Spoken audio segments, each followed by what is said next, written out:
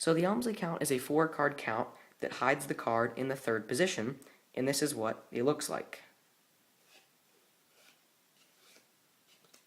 And that is the Elmsley count. The Elmsley count will hide any number of cards between the top 2 and the bottom. So you can hide more than one card. In this case, I'll hide 2 and do the Elmsley count. Both of those cards stay hidden. But your basic Elmsley count will just use 4 cards. Let's get into the mechanics. You're going to be holding the cards with a pinch grip using your middle finger, your index finger, and your thumb about halfway. I hold it a little lower than halfway though. You can just do whatever's comfortable for you.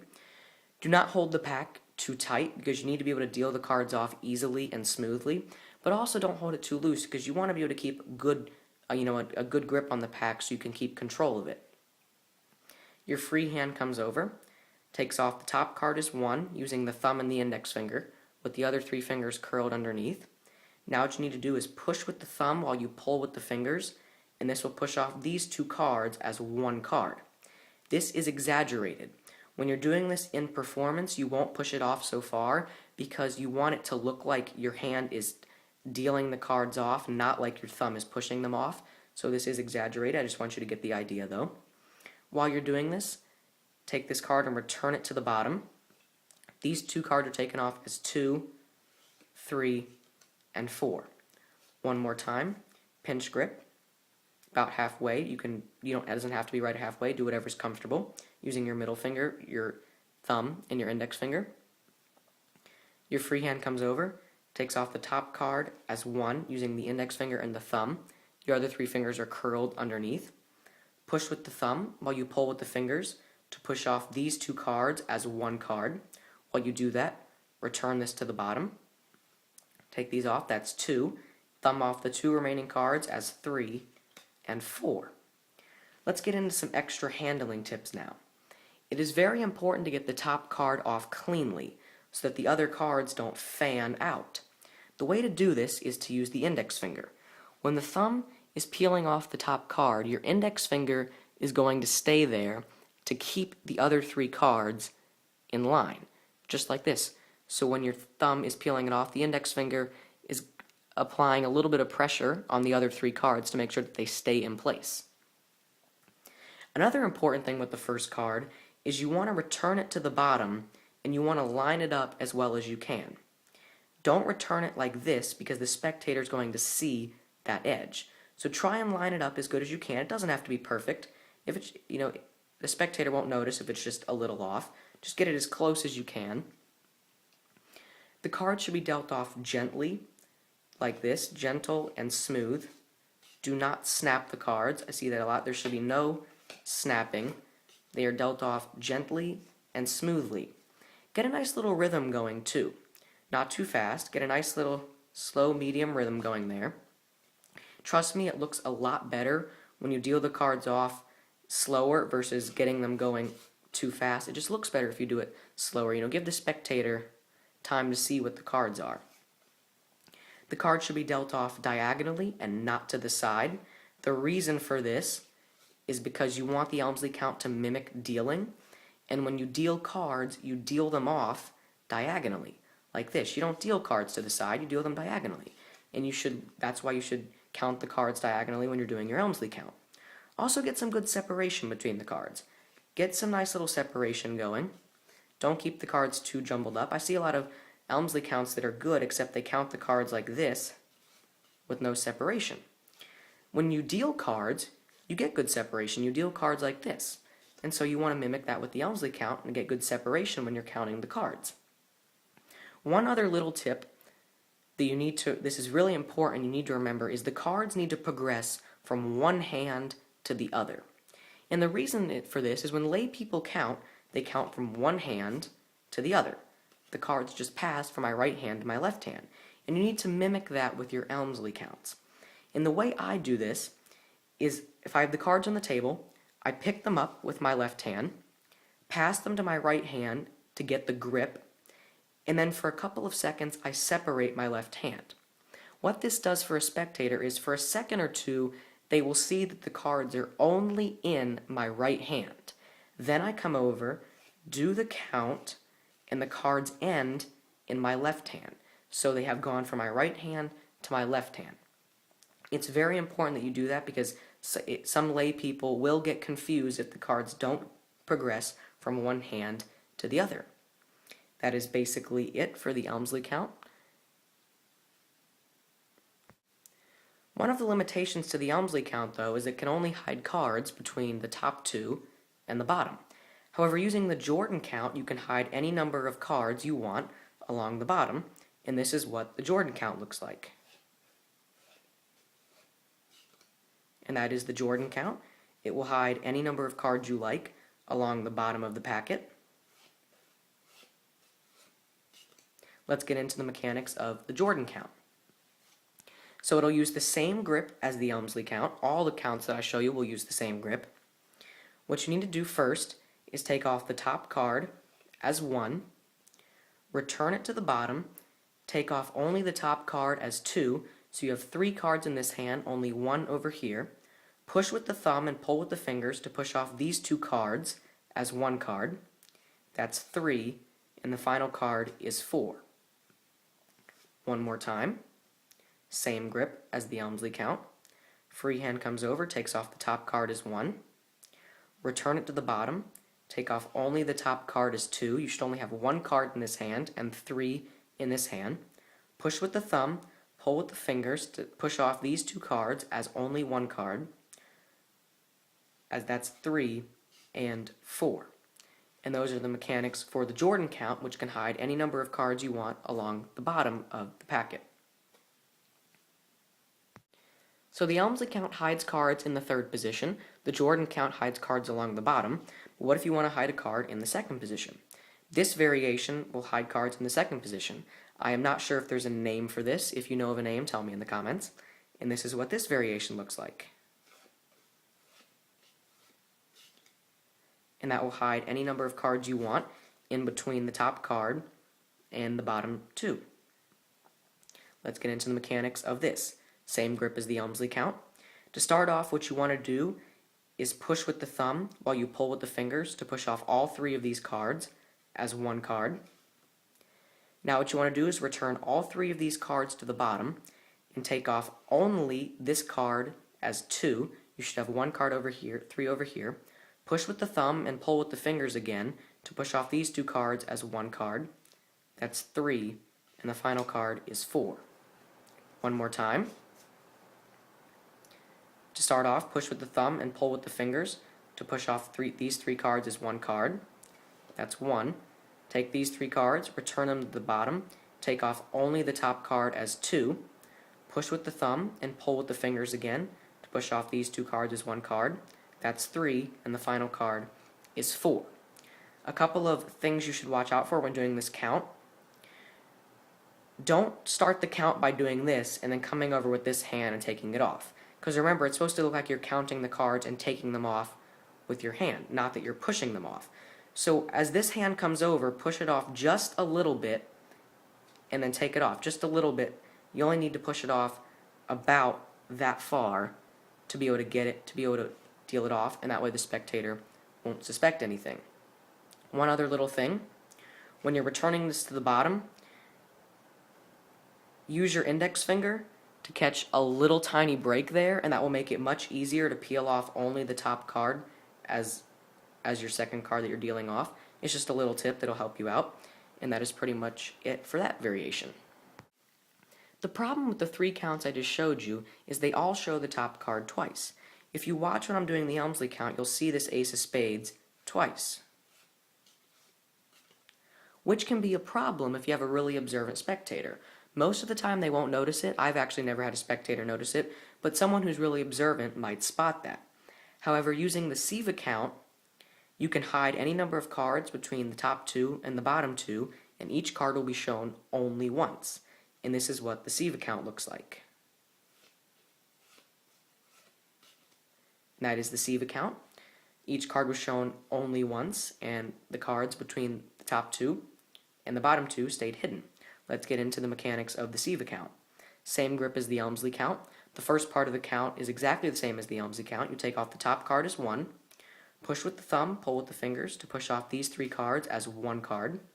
While you do that, return this to the bottom. This is taken off as 2. So you have 2 cards left in this hand. You need to put them on top, and while you're doing this, using your middle finger and your index finger, pull out the bottom card, and that's 4. When you're doing this at regular speed, it will look fluid. The spectator won't notice that you're pulling out the bottom card. So one more time, notice it will show only one card. It will show each card only once. The top card is taken off as 1. Push with the thumb and pull with the fingers to push off these 3 cards as 1 card. While you do that, return this to the bottom. This is taken off as 2. Now drop both of these cards in this hand, and while you're doing that, using your middle finger and your index finger, pull out the bottom card, and that's 4. It'll take a little bit of practice, but I know you guys can get it, and those are the mechanics for the sieve count. The one limitation of the sieve count is that it only hides cards between the top 2 and the bottom 2. However, using these sieve count variations, once again, I don't know if there's a name for these. If you know of a name, tell me in the comments. Using these variations, you can hide cards anywhere. So of course, if you want to hide a card along the bottom, just hold the cards in a middle grip and then slide off each card, and they never see the bottom card. That's simple. But let's say you want to hide a card in the 4th position. And this is what the count looks like if you want to hide a card in the 4th position. Each card is shown only once, and the card in the 4th position stays hidden. And here are the mechanics for this one. It's actually pretty simple. To start off, take off the top card as 1. Take off the second card as 2. You don't have to return the first card to the bottom. You don't have to worry about that. That's what makes this count a little easier. Push with the thumb and pull with the fingers to push off these 2 cards as 1 card. That's 3 and 4. One more time. Top card is taken off as 1. Second card is taken off as 2. You don't have to worry about returning the first card to the bottom. Push with the thumb, pull with the fingers. That pushes off these 2 cards as 1 card. That's 3 and 4. That is a pretty basic one. It's not that difficult. And those are the mechanics for the first sieve count variation. This final sieve count variation is probably the most difficult. It will hide any number of cards between the top card and the bottom 3. And this is what it looks like. And that is that sieve count variation. Each card was shown only once, and the card in the second position stayed hidden. Let's get into the mechanics of this. To start out, push with the thumb and pull with the fingers to push off all 4 of these cards as 1 card. Now what you need to do is drop this card on top, and while doing that, using your index finger and your middle finger, pull out only the bottom card. Drop that on top, and one more time, using your middle finger and your index finger, pull out only the bottom card, and that's 4. All 4 of the cards were shown only once. Your card in the second position stayed hidden. One more time, push with the thumb and pull with the fingers. Again, the little tip for this that you need to remember is don't start out by doing this because the spectator will notice that. Push it off only a little bit as your hand comes over because it makes it look more natural, like your hand is actually dealing the cards off, not like you're pushing them off. But anyway, first move, push with the thumb, pull with the fingers. That will push off all 4 of these cards as 1 card. So now we've seen the ace of clubs and the ace of diamonds. Drop the ace of diamonds on top. Using your middle finger and your index finger, pull out the bottom card. So now we've seen the ace of spades. Do this one more time using your middle finger and your index finger, pull out only the bottom card. And now we've seen the ace of hearts. And that is the sieve count variation that will hide any number of cards between the top card and the bottom 3. It is difficult, so you will need to practice this one, but I know you guys can get it. And those are all of the counts. So you can see I have a packet of 1, 2, 3, 4 cards just like this. But you can see if I twist the packet, you're going to see something that happens here. Pretty sure you missed this. The king was actually face up the entire time. And that's the trick, guys. It's the Elmsley Count. I hope you guys like it. And don't forget to stick around for the tutorial. Alright guys, so here's how you're going to be able to do the Elmsley Count. This is just a few, like a little explanation of it. It is a very, very popular move, just like the double lift is. This is a lot of tricks in card magic do use this, so it's good to have in the back of your head. It's good to know how to do this. So let's say you have 4 cards, or you can have any number of like a small packet, and basically you can count those cards and make them look like you only have 4. So in this case we do have 4, but the Elmsley Count will allow you to conceal cards in the 3rd position. So go ahead and take like 4 cards and stick one of them face up in the 3rd position, and then you can practice from there. So now basically what you're going to do is you're going to take your dominant hand. So in this case, it's more comfortable with my left, but I am a righty. Just whatever hand feels comfortable, go ahead and just pinch the cards like this. You're going to take your thumb, 2 fingers at the bottom. You can pinch it here at the center or a little bit below center. That's how I like it. And at the bottom, I like to place my ring finger along the bottom edge just for more stability. So go ahead and get your cards in that kind of pinch grip like this, and you're pretty much good to go. Now what you're going to do from here is when you count the cards, you're going to take your right hand and you're going to stick your index finger along the top edge of the cards like this. So now that your index finger is along the top edge, to count off the first card, you're going to kind of loosen your grip over here, and you're going to push off the top card with your thumb, holding back the rest of the 3 cards with this index finger. That's the whole purpose of that. So you peel off the top card just like this. Now you're holding it in your right hand, and with your left hand, all you're going to do is, since you have 3 cards here, you're going to push over everything on top, which happens to be those 2 cards. So here is the second card, or here's the card in the 2nd position, and you're concealing that face-up card right below this one. So when you push off this card or this packet, it looks like it's 1 card to the spectator, but in reality it's 2. So now here's what you're going to do from here. You're going to go ahead and act like you're just going to count off this packet. So what you're going to do is when you go to count it off, you're going to go ahead and stick this card back in with this packet. This is how you're going to make it look like 3 cards are 4. So now when you come back to grab this packet, you're going to be sticking this one back into the pinch grip. So you come back like this, and now all I'm doing is sticking this card back in with my pinch grip just like that.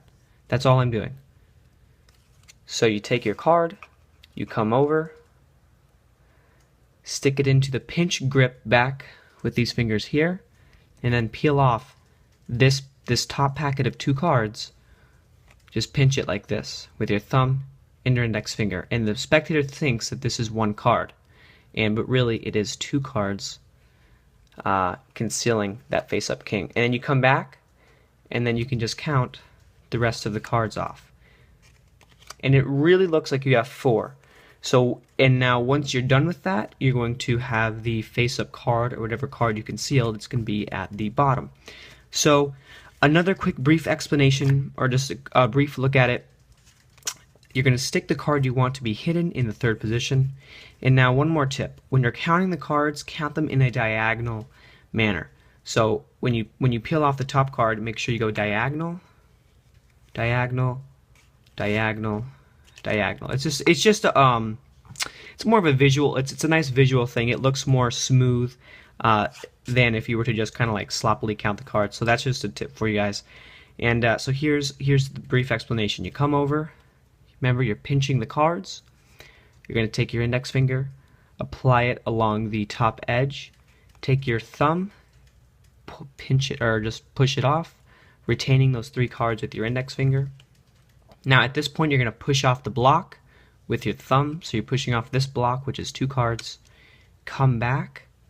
Now when you put this card back, it's going to go back into your pinch grip. Put it back there.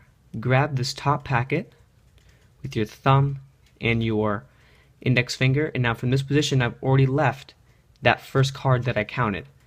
And then you come back, count the rest. So here's a little bit of a bonus section really.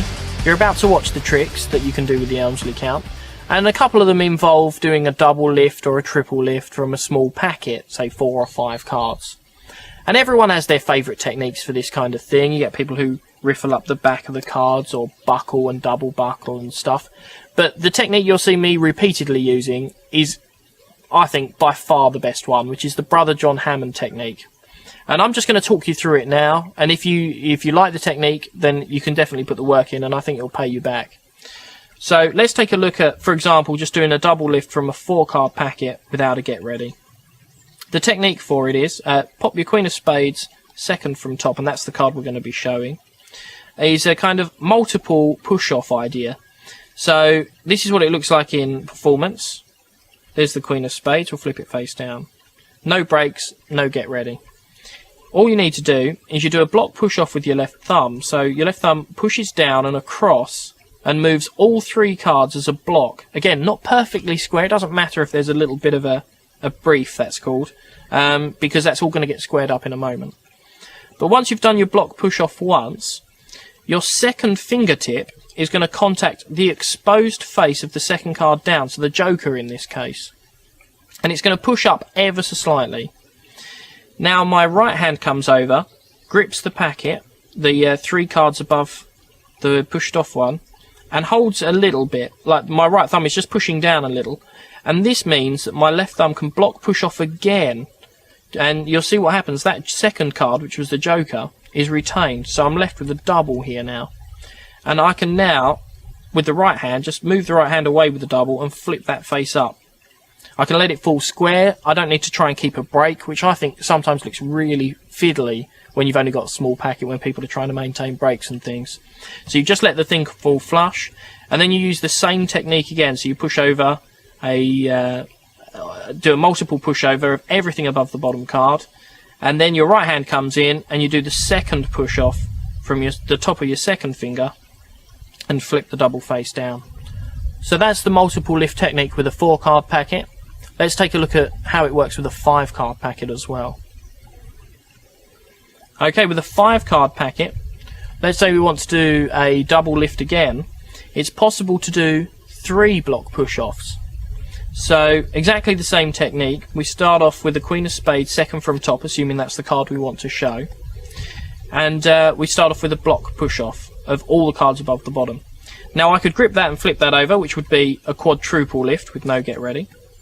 If I need to do a triple lift, I push over one, and then my second finger contacts the second card down, in this case the Queen of Hearts, and does a second block push-off, like we covered in the 4-card technique.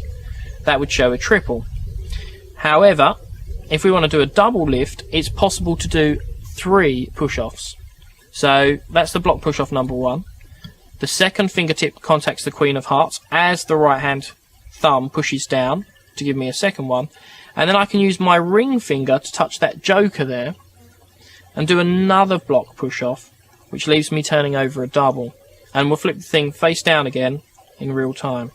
So you've got absolutely no get ready and a really natural, easy handling, which I think looks much better than having to riffle or do any buckle work or anything like that.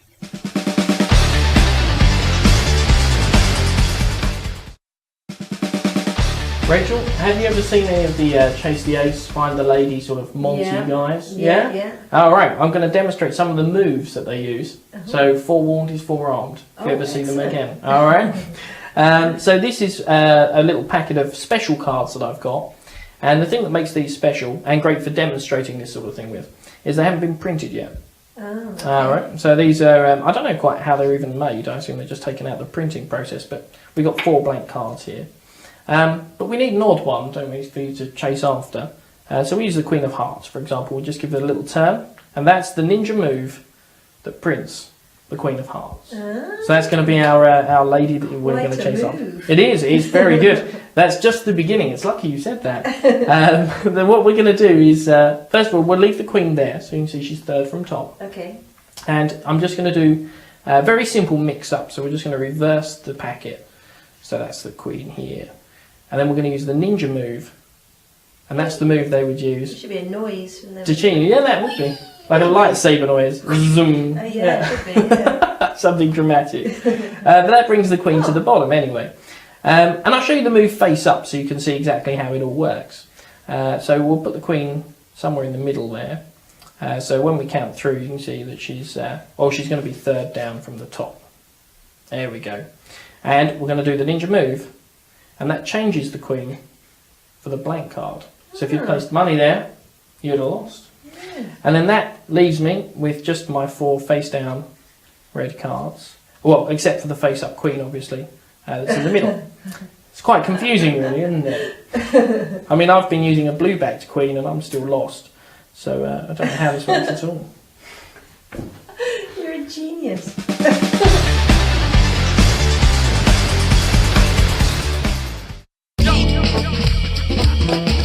Alex Elmsley's 4-card trick is an absolute classic of card magic. It's one of the greatest packet tricks ever devised. It was published over 50 years ago, and despite the fact there's been hundreds of variations in print, it's still, in my opinion, the best of its kind. It only uses 4 cards. It's structured so that the routine builds with each phase. It gets more impressive. You've got a brilliant finish, unexpected kicker ending, and the all ends examinable and clean. I mean, it's just such a great trick. It also demonstrates the Elmsley Count in pretty much all the ways that you can use it. You're going to see it as a displacement, as a colour change, and also it's going to conceal the kicker finish right up until the end. So although it's an old trick, it's a great trick that I think you should make up and enjoy using. So let's take a look at the handling of the classic Elmsley 4-card trick. To start off with, you're going to need 4 cards. Now 3 are blank-faced red-backed cards, although these could be jokers or whatever, but I like the blank cards. And 1 odd-backed court card, ideally. So we're using a blue-backed Queen of Hearts here. And to set up for it, just place the odd card 3rd from top, so it's ready to be hidden in an Elmsley Count. And that's your setup. The little packet can just sit in your wallet until you're ready to perform, and you can whip this out any time, and it's an absolute killer trick. So when you're ready to perform, you bring the packet out, and you start off with an Elmsley Count, as you just casually mentioned that you've got some unusual cards that you'd like to show everybody, and you use a normal Elmsley Count there to hide the blue card. Then thumb off 2 cards, and just to flash the faces as blank, as you say, you know, the reason they're unusual is they're not printed. And you slip those underneath the packet, and don't square everything up, and then just flip the packet over, and then that conceals the printed card during the turning action. So now you can use another Elmsley Count, just totally regular Elmsley Count, to show that all the cards are apparently blank on the face. Okay. So you then say, let me show you something really cool. If I give the packet a little move, and what we're going to do here is a twist of the packet. So I'm going to pinch the packet at the left-hand side with my right finger and thumb, and at the right-hand side with my left finger and thumb, and then just rotate the packet right round. I say that's the move, and that prints a queen, and then give an Elmsley Count to print the queen. And the nice thing here is you can instantly spread the packet to show that the count was apparently legitimate, because the queen has appeared in the position that you said it would. So once you've got the production of the queen, say, let me show you some moves that gamblers would use in Chase the Ace or Find the Lady.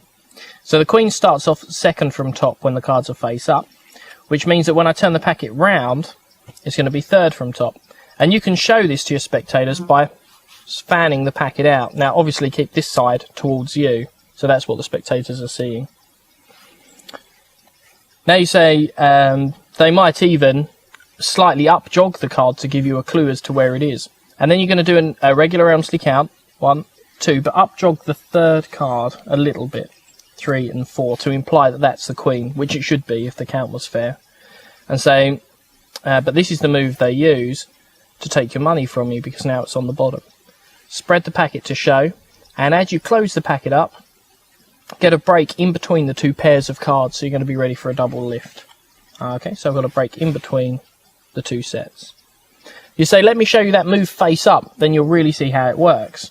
And we're now going to do a double lift of the Queen of Hearts, so just grab the double and flip the double face down. And notice that this apparently shows the back of the Queen. This is a really subtle moment and really sells the ending later on. Remove the bottom card, place it on the top, as you say, we'll bury the Queen in the packet somewhere. And then flip the packet over an Elmsley Count again to show that the Queen is apparently 3rd from top in the packet.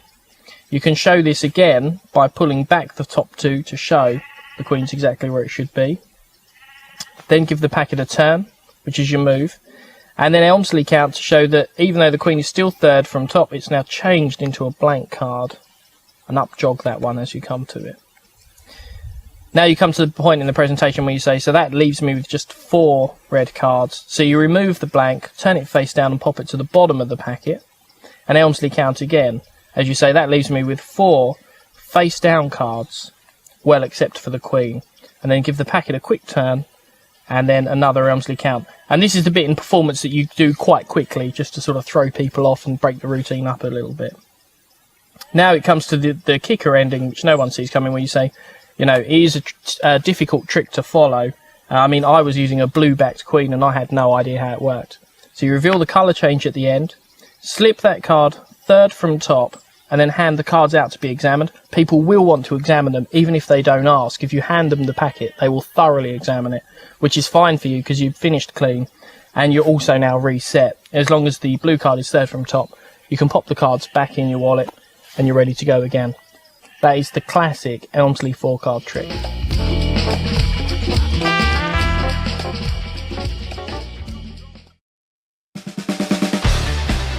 Magicians always get asked how they practice their sort of sleight of hand secret moves, and a lot of magicians just carry a few cards around so that they can practice on the go while you're waiting for a bus or a plane or a train or something. So this is one of the things that I like to try out with the aces. Now we'll save the ace of spades till the end because that's the difficult one. The other aces are easy. So check this out.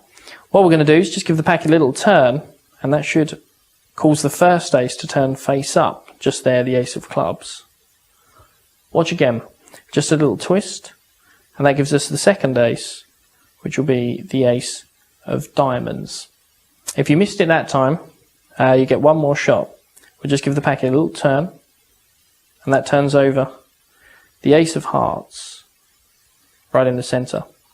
So that's the easy ones down, so we've just got the tricky one left to go, which is the ace of spades. Let's see how we do.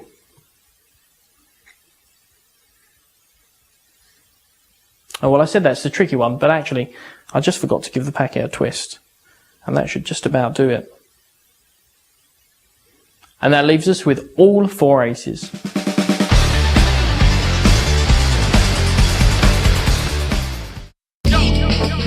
Practically every card man will tell you that Di Vernon's Twisting the Aces is a classic of magic. It was the first time people saw the Elmsley Count in use when Di Vernon put this routine together. It's one of the first routines a lot of card men use, and it's one of the only routines that they will use consistently throughout their career. So now it's time for you to learn this reputation-making trick. Di Vernon's Twisting the Aces. So follow along. All you need is 4 aces, and make sure the ace of spades is second from face. Okay. So then you're ready to perform. You just bring out the aces, give them a bit of a flash, and then flip the packet face down, keeping everything in position. We're now going to get set up way ahead of the game using this very clever Di Vernon technique to reverse the middle 2 cards of the packet. So we're going to start off by doing a triple turnover. Now this is very easy with such a small packet. We can do a block push off. So the left thumb pushes down and across from the packet, and that pushes everything above the bottom card along to the right, which means your right hand can grab the triple and flip it face up. That's the easiest way, really. So you show the ace of spades, and you say, well, leave the ace of spades till the end because that's tricky. These other aces are simple. And as you deliver that line, your left hand turns palm down, your right finger removes the ace of spades from the bottom, taps the aces, and then turns over and replaces it where it came from. And what this has done, because you turned over a triple at the beginning, has left 2 of the aces face up in the centre. Okay.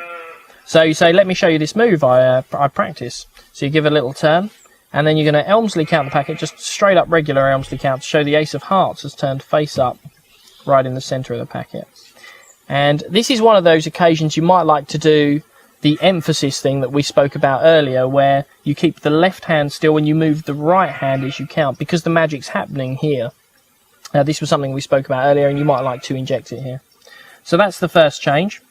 Give the packet another little turn. Really give it the hard sell as well. Get people watching the edges of the packets and all that sort of thing to see if they can see the move in action. But you then give the packet an underground Elmsley Count to show the second one has turned over. So this is the ace of clubs in this example. Now, here's a really clever moment to get you set for the third ace.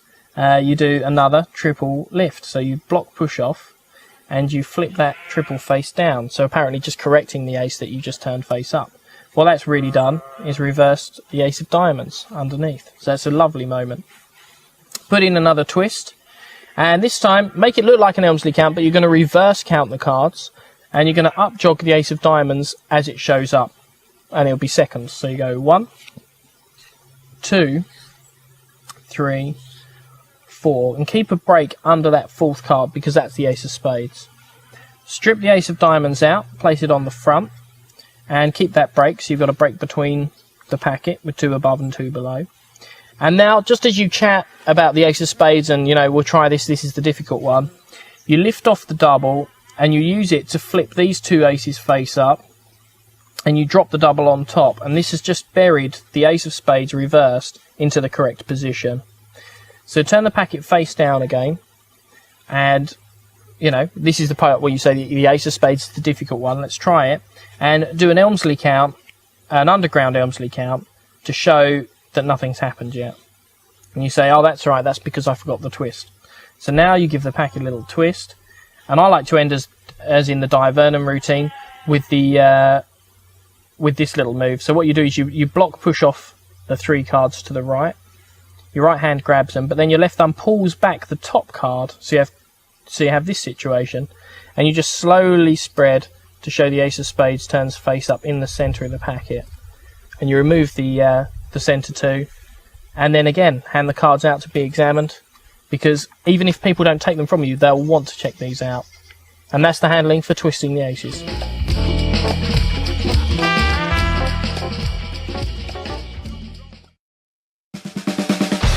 I'm here to warn you about a whole new scam that's going around. It's a bit like the old 3-card Monty, chase the ace, find the lady, that kind of thing. But it seems even simpler. It seems like it's one of those games that you just can't lose. But then don't they all? I've got some cards here. I want you to just keep an eye out for the odd one out. Now that seems pretty simple, doesn't it? Especially as no money is changing hands.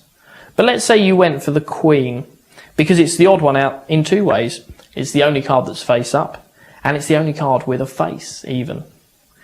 But if you'd put money on it, I could make that a losing card. And here's how I'd do it. I'd give the packet a little turn like this, and that would change one of the blank cards into another queen.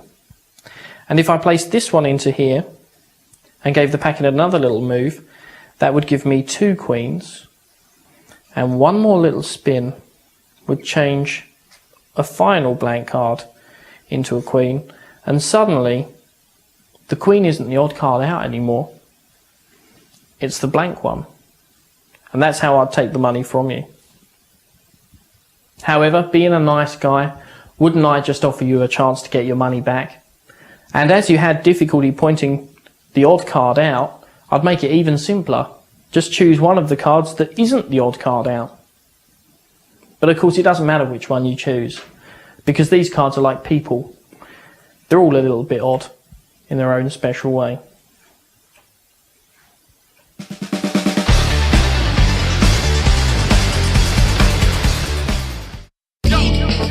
The odd man out routine really demonstrates how versatile John Bannon's Bullet Party display is, not only at concealing the faces of the cards, but also the backs, as you're about to find out. It's got a light-hearted presentation, but it doesn't conceal the fact that it's a dynamite trick that ends clean, or fractal as John would say. So let's check out this great trick now. To perform the odd man out routine, you're going to have to get some cards together. You start off with a blue-backed Queen of Hearts, which goes face down. And then you need a selection of other queens. Now these are all from different decks, and I've gone for different designs and colours because I think it makes the ending look better. And we're going to place those one face up, one face down, and one face up. And then on top of all, a blank faced card which sits on top of everything. Okay. Then in the handling, we're going to start off by showing the cards as being all blank except for the Queen of Hearts. And we do this with the Bullet Party display, which is fabulous here because it's going to conceal loads of faces and loads of backs, so it's awesome.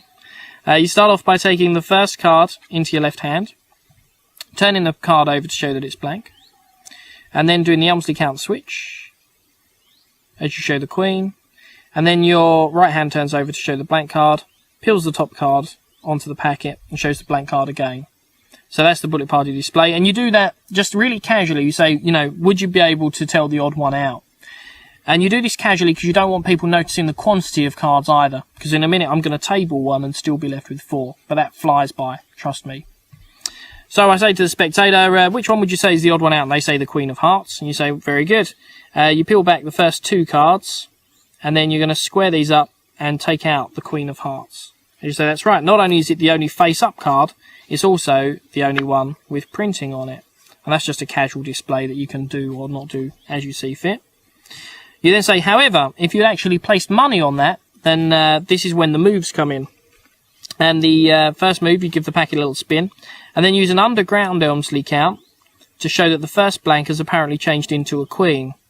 So the last card goes to the bottom, because it's the underground Elmsley Count.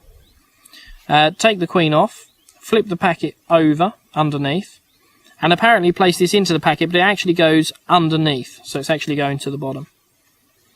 Repeat the spin, as you say, they'll do another move, and that'll produce another queen.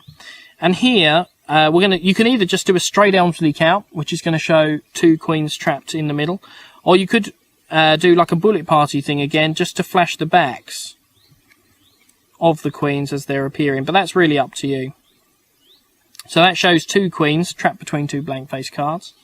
And then a final move, and then you're just going to do a genuine count, just a straight count, to show that you've printed apparently a 3rd Queen of Hearts. So you say, this is where you lose your money, because now the queen isn't the odd card out, the blank one is.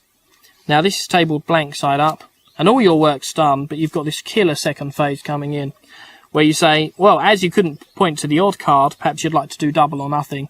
You just have to point to one of the cards that isn't the odd card. And of course, whichever one they touch, it doesn't matter, because you can say, because these cards, like people, are all a little bit odd in their own way, and turn everything over to reveal the rainbow finish, which gives you your examinable ending. That's the odd man out routine. I hope you enjoy it.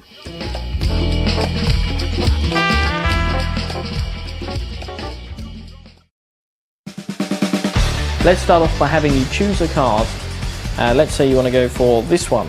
I want you to take a look at the card and remember it. That's perfect. And I'm going to lose it back into the pack and give them a couple of cuts as well, just to mix things up a bit. Now, we'll come back to your card a bit later on, but first of all, I want to show you the classic 3-card trick, which, as you might have guessed, uses 1, 2, 3 cards. Here we go. All you need to do is take your 1, 2, 3, 4 cards. Sorry, I think I had 1 too many there. Sometimes the cards stick together and that sort of thing. You just need to take your 1, 2, 3, 4 cards. Got 1 too many. My bad. The 3-card trick uses 1, 2, 3, 4 cards. I don't know what's happening here. Let's get rid of that. 1, 2, 3, still 4 cards. I'll tell you what, never mind the 3-card trick. Let me show you the 1-card trick. And it's a good one, because it's your 7 of clubs.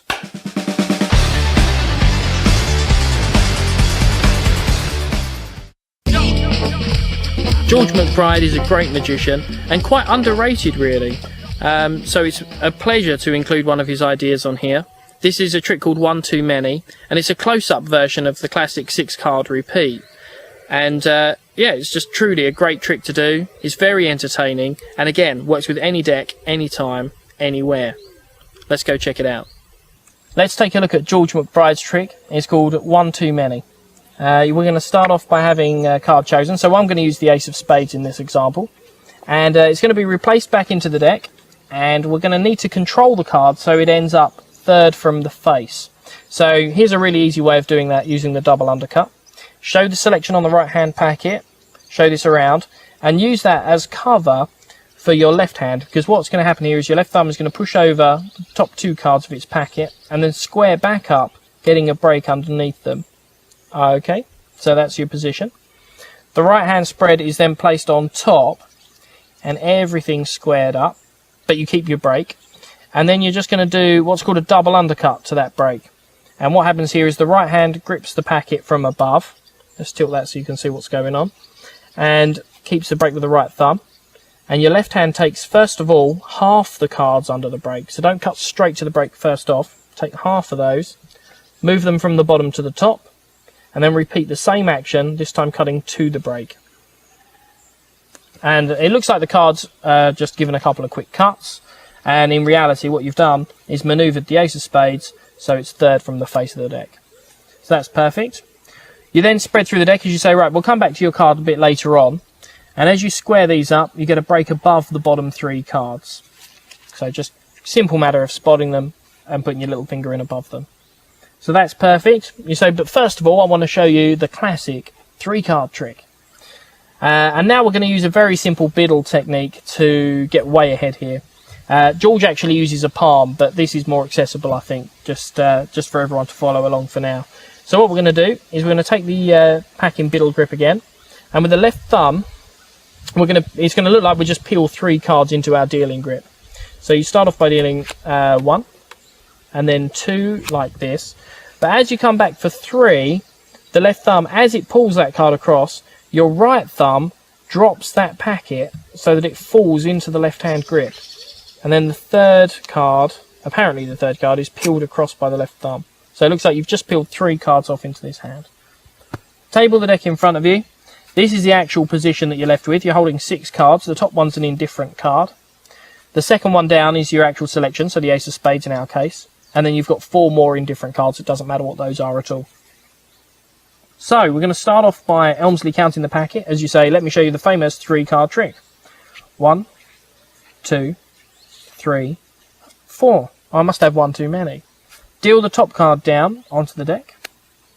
Oh, there we go. And repeat the same thing again, just Elmsley count. So that would leave me with enough cards to show you the 1, 2, 3. Oh, the 4-card trick. Deal the top card down again. Now you're actually left with 4 cards. So when you count again, you're just going to use a regular count. But make it look like your Elmsley count as much as possible. So you say, so I'm left with 1, 2, 3, 4 cards. This is crazy. Deal the top card down. Now you're just left with 3 cards, but we're going to use the Elmsley technique to make it look like 4 cards. And we're also going to use it to pick up a break and set up for the ending as well.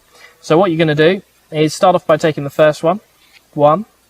Do the Elmsley switch on the count of 2. But keep a break as you take the 3rd card on top. 3. And then take the last one on top of all. 4. I've still got 1 too many. So now you apparently get rid of the top card, but because of the break, it's very easy to pick up a double and drop that on top of the deck. This leaves you just holding the selection, and this is a great moment because you then turn to a spectator and say, you know, I don't trust my counting anymore, probably any more than you do, so perhaps you'd like to give it a try. And it's a great moment when they pick up the packet and they find that there is no other cards and they're just holding their selection to end. So many thanks to George McBride for letting us include 1 too many.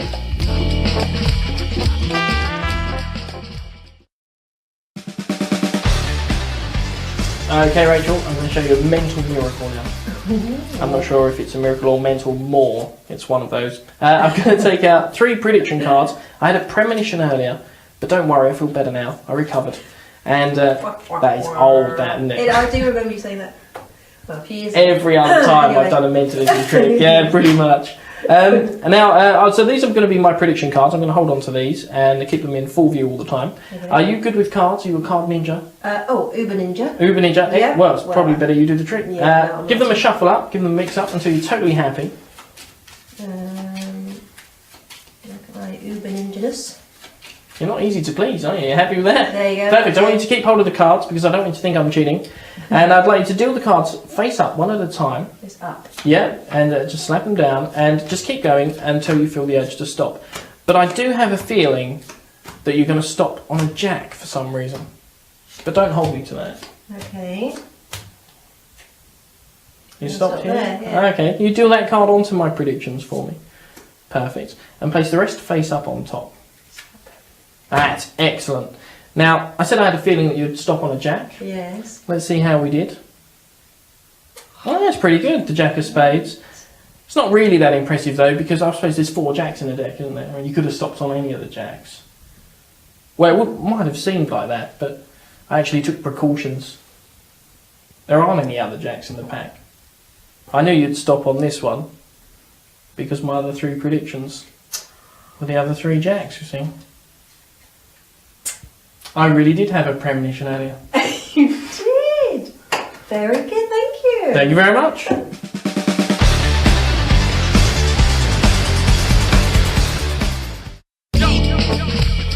Que Sera Sera is a classic John Bannon trick. It's his handling of the open prediction plot, and I don't think it got a very wide audience the first time round because of the fact that it was released as part of a download when you bought his original DVD from Big Blind Media. But it's too clever to remain hidden. It's a great application of his discrepancy city display, and he uses it so cleverly to present the open prediction plot, which is one that's haunted lots of magicians for many years. So this is a great application, and I think you're really going to enjoy it. To start off with, you need to set up the pack a little bit. Well, not really set up the pack, but just take one card out. So I'm going to take out the Jack of Diamonds in this case, which is on top. And I'm going to put that in the card box. And you could leave it in the card box as you take the deck out or what have you. But I'm going to leave it in the card box because we've got another trick that was going to work very well for. You'll see later on. So that goes off to one side for now. In the meantime, the rest of the deck can be shuffled. You can do any other tricks that you want to do. And when you're ready to go into the prediction, the open prediction, then you just take the deck back and you say, I'm going to make 3 predictions. So let's have a look. I need 3 prediction cards. And you're going to spread through and you're just going to remove the 3 jacks that you've got.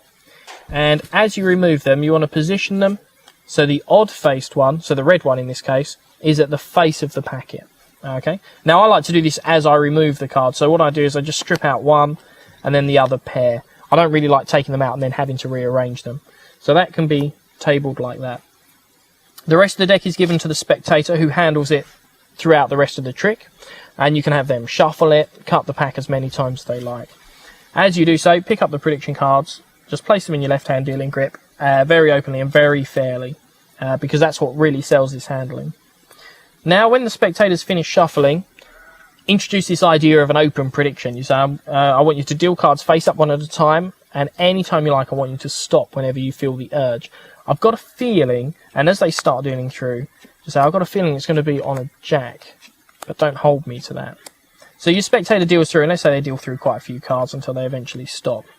Direct them to place the next face-down card on top of your predictions, which they do. And then you can just pick up the rest of the cards and reassemble the deck and leave it face up if you like. Now you go back to your open prediction. You say, you remember I had a feeling that you would stop me on a jack, and they agree.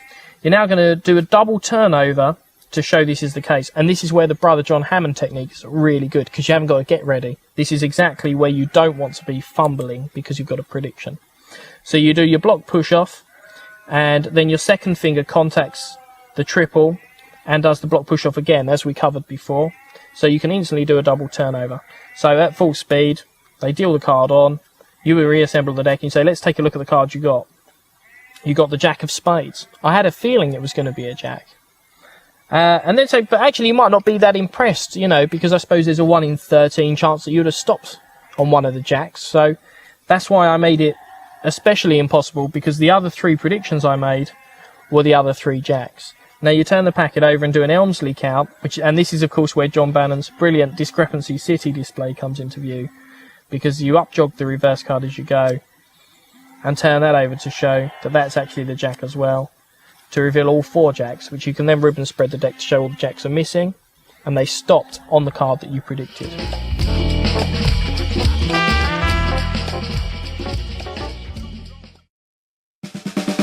Okay, I've got a really cool trick to show you. It uses a pack of cards, but I'm going to keep a couple of them for myself. I need 1, 2, 3, and 1 more, which is here. That's 4. We'll come back to those a bit later on. So let's leave those down there for a moment. And you get a card of your own as well. So just call stop anytime you like. Right here, perfect.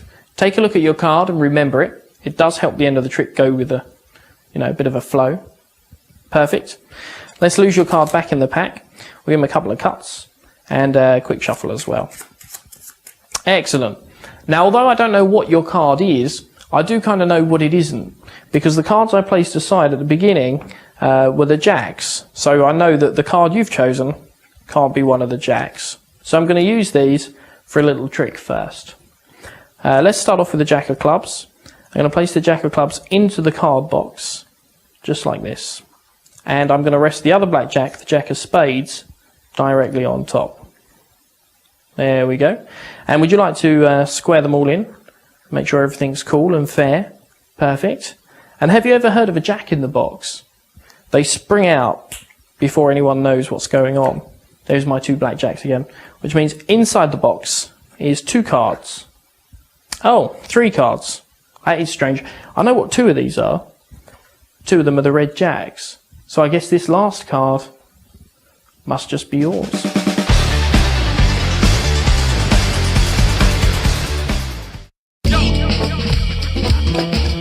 Dave Solomon has given us a really great piece of magic here.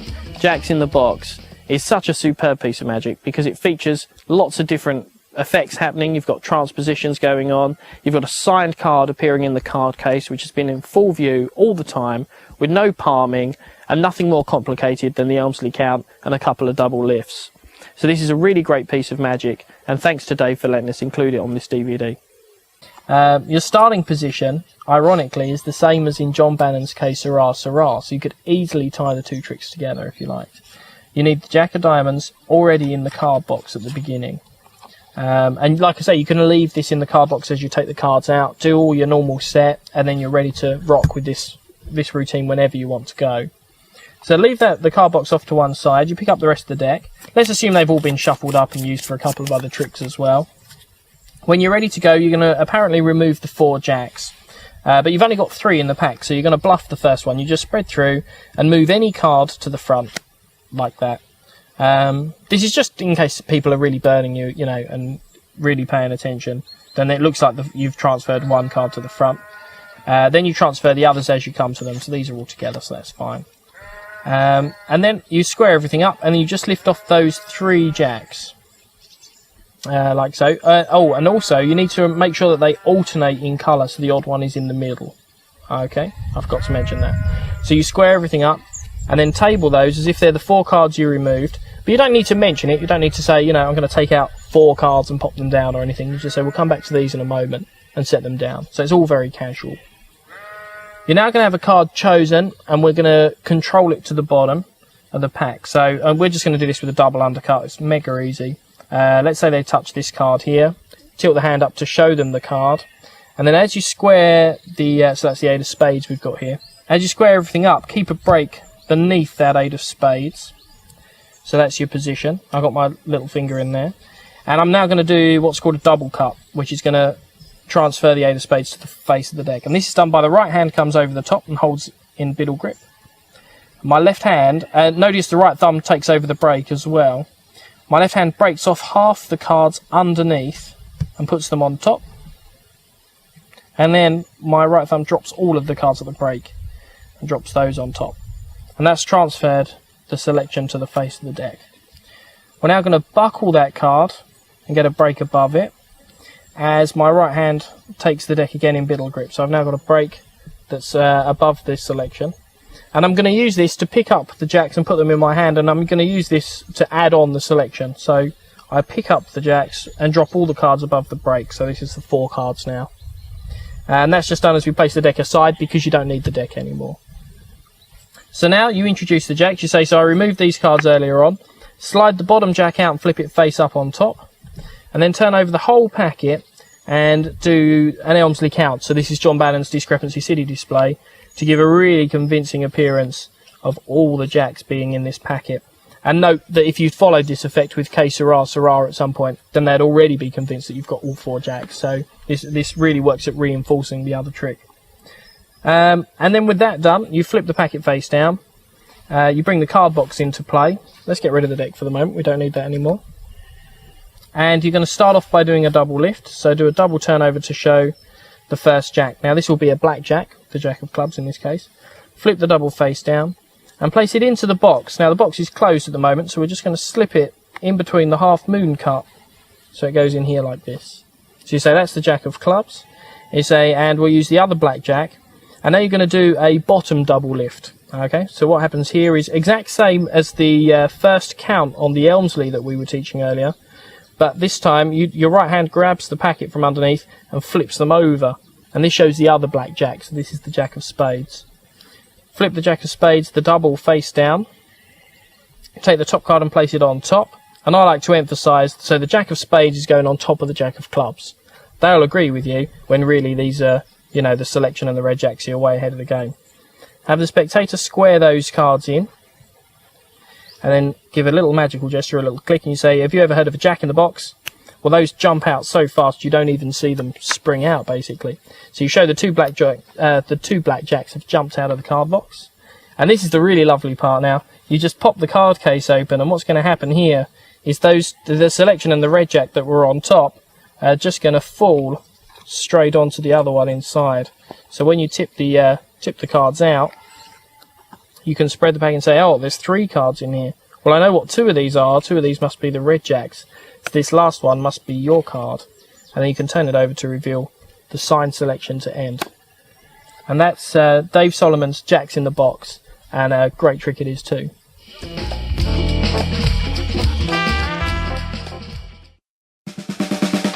Right, Rachel, another card trick for you. You are lucky, aren't you? Yeah, I am. Once more with feeling, go on. That's more like it. I can work with that. What we're going to do is I'm going to take out a couple of cards because I'm going to need the queens later on. But I think just 3 will do. And then I'm going to have you choose a couple of cards as well. So I'll pop those down there. I'll spread the pack out, and I would like you to just push out any 2 cards and just leave them on the table here. 1, 2. Perfect. Excellent, excellent. We don't really need the rest of the pack for now, so we'll pop that there. And here's the idea. I'm going to use the queens to sort of try and tell what your cards are. It's pretty strange, really. But I'll show you the first one. So have a look at the card. Okay, have I got to remember them? It would help a little, but it's not essential by any means. So that's the first card. We're going to pop that in amongst the queens here, and we're just going to give the queens a second to get to know the card a little bit, just like that. And we're going to leave the card there, and you can keep your eyes on it. And the queens are going to whisper the name of the card to me. That's the idea. 3 of spades, was that right? Oh, It was. You didn't expect that to work, did you? Well, I was a bit surprised. So am I. Now let's try it again. So that's the second card. Check it out. Okay. Oh, Here we go. you're not looking at any reflection behind me, are you? I'm not. I wish I'd thought of that. That would have been awesome. It's definitely the queens, I assure you. We'll give them a second to get to know the card, as again. And it's definitely the queens whispering, because look, they have tiny little eyes and tiny little mouths. So it'd have to be that. Tells me you picked the 10 of diamonds. Perfect. There we go. I know. Well, I tell you what. As they know the cards, we'll see if they can also find them. So we'll take your 3 of spades here and pop that into the deck, and see if they can find the 3 again. Just with a little spin like this, and one card instantly appears, trapped in amongst the queens. But the weird thing is that it's the 10 of diamonds, which means that that one down there must be The 3 of spades. There we go. And that's Whisposition.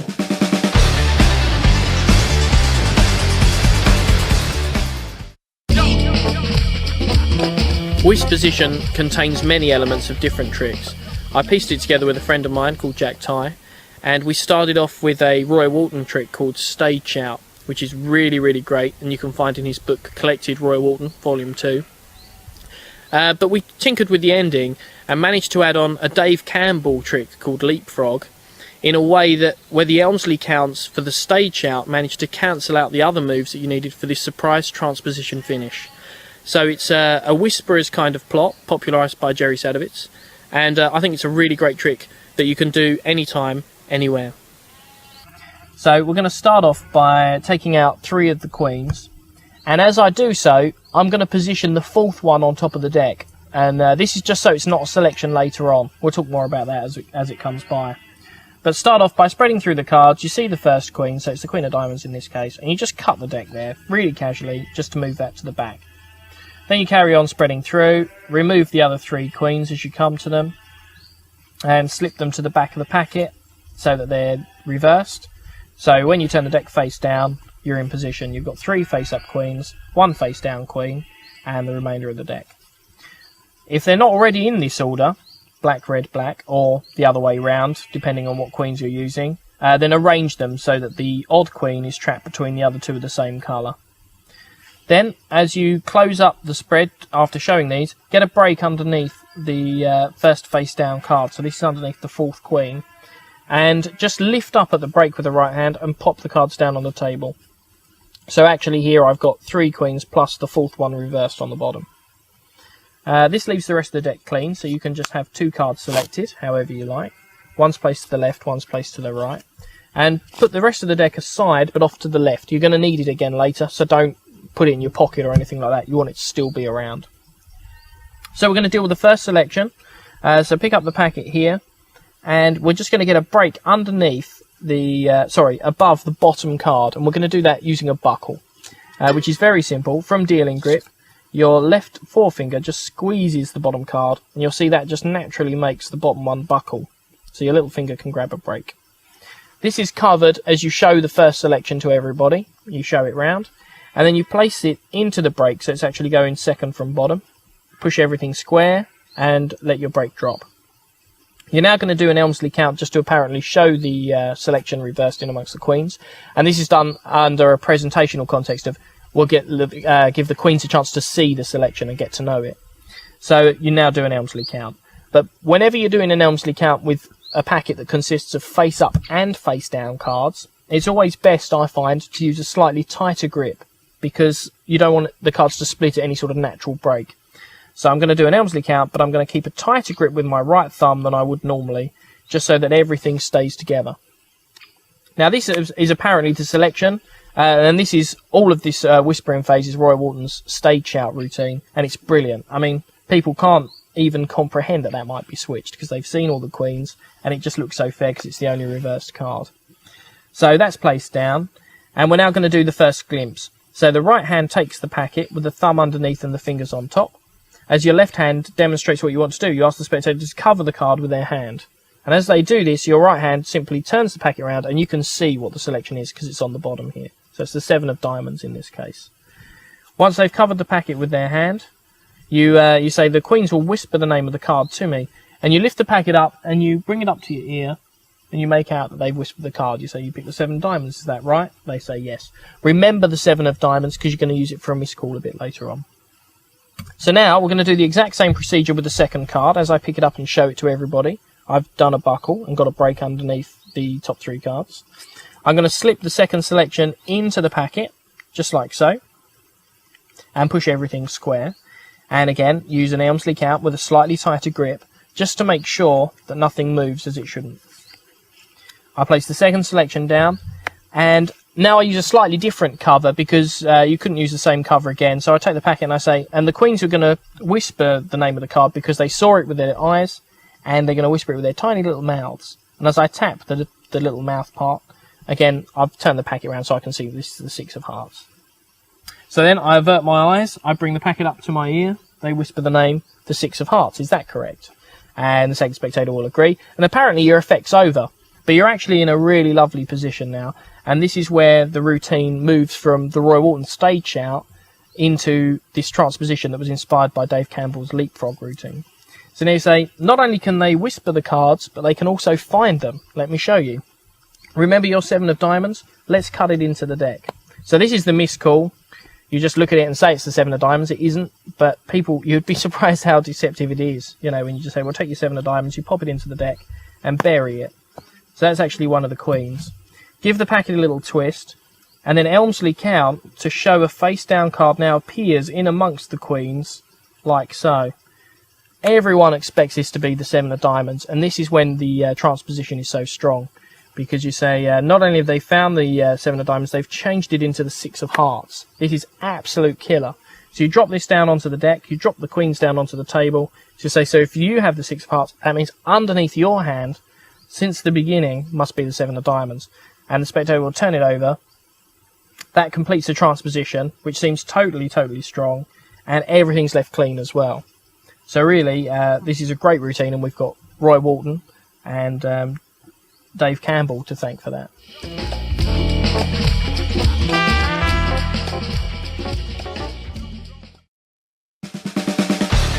Sometimes when you see a card trick with a full deck, there's just too much to keep your eyes on, basically. So I'm going to break it down for you a little bit with just using some odd cards here and 4 aces. And that way, you just have to keep your eyes on much less.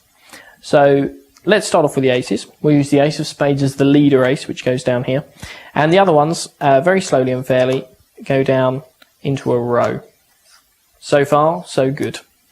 However, we can't have things too fair. So I'm going to use these spot cards here to distract you when I need to.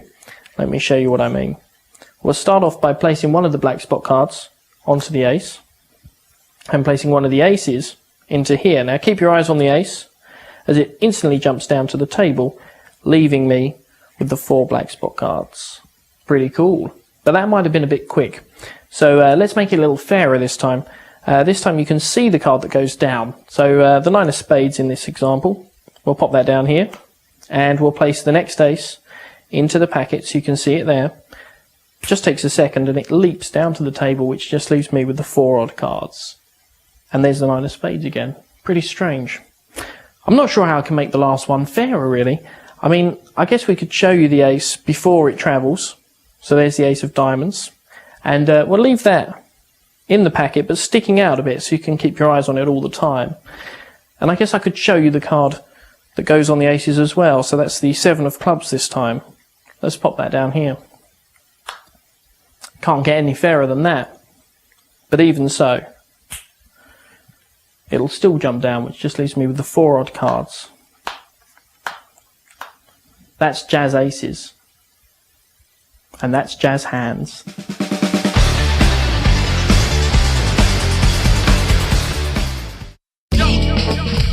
Peter Kane gave us some truly great card magic, and with jazz aces on here we've got one of his very best. It's a variation on the classic ace assembly, but stripped down to the minimum number of cards you can use for this plot, and as a result Peter's got this wonderful economic handling where just a couple of Elmsley counts and some optional double lifts at the end gives you this 3-phase killer routine that builds all the way up to the end. And if you take the time to learn it now, you're going to be using it for the rest of your life. Let's have a look at this classic piece of magic. In order to perform Peter Kane's jazz aces, all you need to do is carry 4 aces and 4 indifferent cards with you.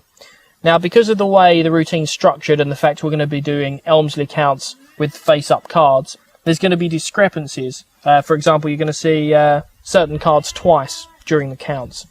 So for this reason, it's best if you make these in different cards that are all similar. So you can see I've got the 5, 6, 7, 8 of various black suits. And that's ideal. Or if you get into the habit of carrying this around as a packet trick, a great idea is to take these as blank-faced cards or jokers, because then that does away with all the discrepancies. But once you've got all the cards together that you're going to use, here's the handling. You start off with the odd cards in your left hand, you show them both sides and you square them up, and you secure a little finger break just underneath the uppermost one, so the 8 of spades in our example.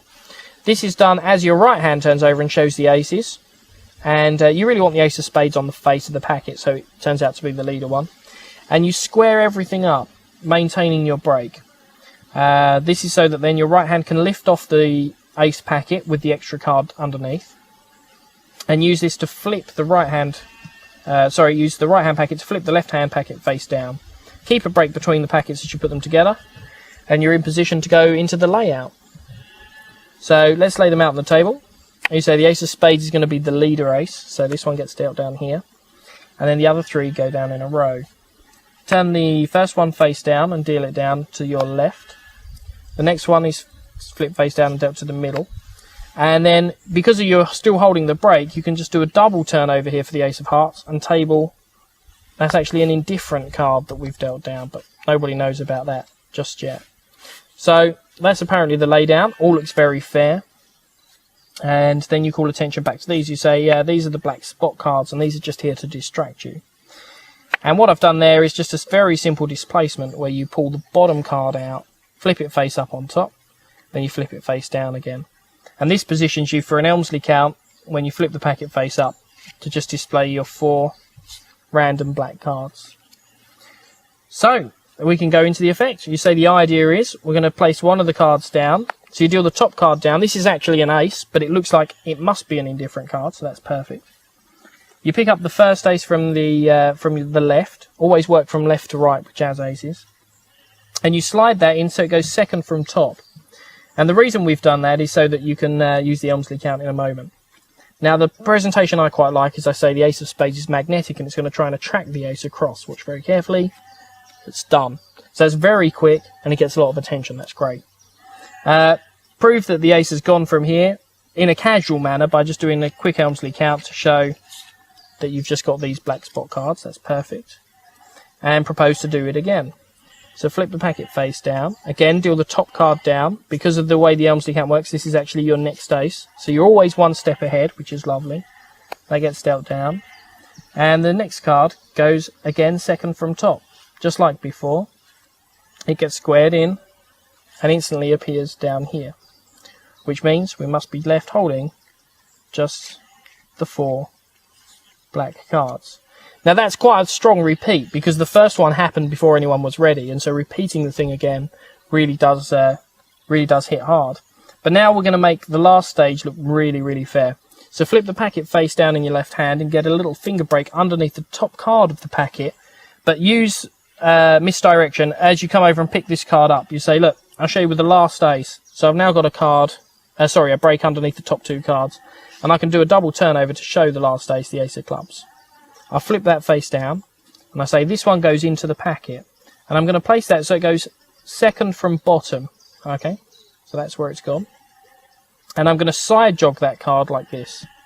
And the reason for that is I'm now going to be able to use a double turnover using the Brother John Hammond technique that I really like to make the end look really fair. So this is what it looks like. It looks like I'm going to show the 7 of clubs, and I'm going to deal that down onto the aces. But that's really been switched out.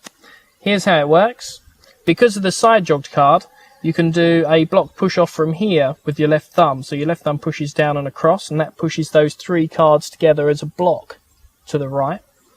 And then your second finger on your left hand is free to push upwards on the face of this packet. And you can repeat the double push off, exactly as we explained earlier. And you flip the double face up. So this shows the 7 of clubs. And what's nice is that this card doesn't interfere because it's side jogged. You can repeat the same action to flip the 7 face down, deal the top card onto the table. So everything looks really fair for this last phase, but actually you're in the complete reverse of the situation because they think the ace is here, they've seen the indifferent card dealt down, and you're ready to reveal that that isn't the case at all. So you square in the last card, give it a little click and show that you're just left with the 4 odd cards. Lovely moment. Which means down here are all 4 of the aces.